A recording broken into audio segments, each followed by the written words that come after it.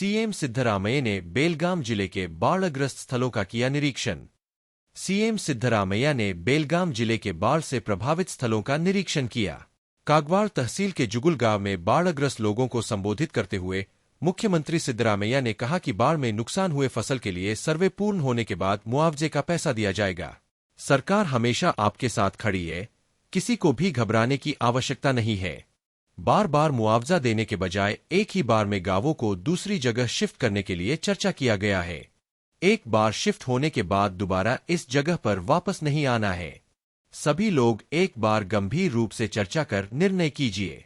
बार बार आप लोगों को संकटों का सामना न करना पड़े, इसलिए चर्चा होना जरूरी है।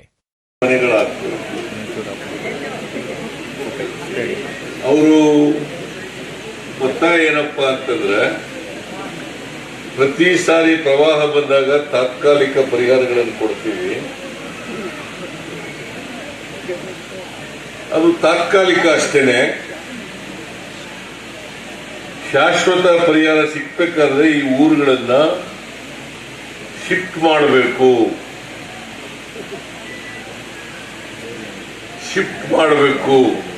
ಆ ಶಿಫ್ಟ್ ಅನ್ನೋ ಪದ ಇಂಗ್ಲಿಷ್ ಪದ. ನಿಮಗೆ ಅನೇಕ ಸಾರಿ ಕನ್ನಡ ಪದಗಳು ಗಿಂತ ಇಂಗ್ಲಿಷ್ ಪದಗಳೇ ಜಾಸ್ತಿ ಗೊತ್ತಾಗೋದು. ಶಿಫ್ಟ್ ಅಂತಂದ್ರೆ ಗೊತ್ತಾಗ್ಬಿಡ್ತದೆ. ಸ್ಥಳಾಂತರ ಮಾಡೋದು ಅಂದ್ರೆ ಗೊತ್ತಾಗಲ್ಲ.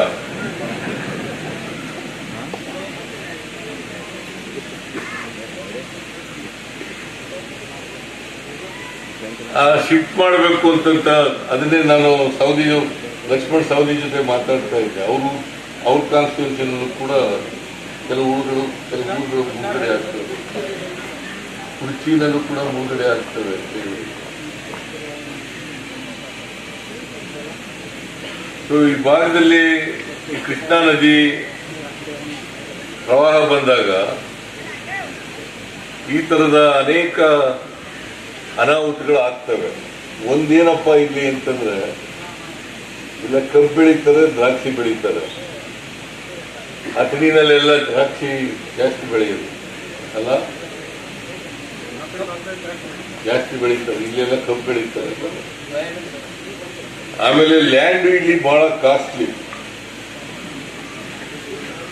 ಒಂದು ಶಿಫ್ಟ್ ಮಾಡಬಹುದು, ಸರ್ಕಾರ ಶಿಫ್ಟ್ ಮಾಡ್ತದೆ, ಆದರೆ ಮತ್ತೆ ಇವು ಇಲ್ಲಿ ಜಾಗದಲ್ಲಿ ಇರಬಾರ್ದು.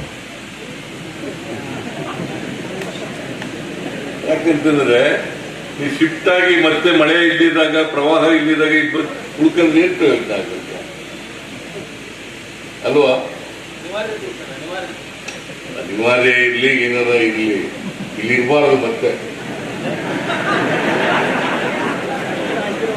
ಹೌದಯ್ಯ, ರಾಜಕಾಗಿ ಇಲ್ಲಿ ಇಟ್ಟಿದ್ರೆ ಪ್ರವಾಹ ಬರ್ತದಲ್ಲ, ಅವಾಗ ಹೋಗೋದು ಪುನಃ ಬರೋದು ಅಂತಂದ್ರೆ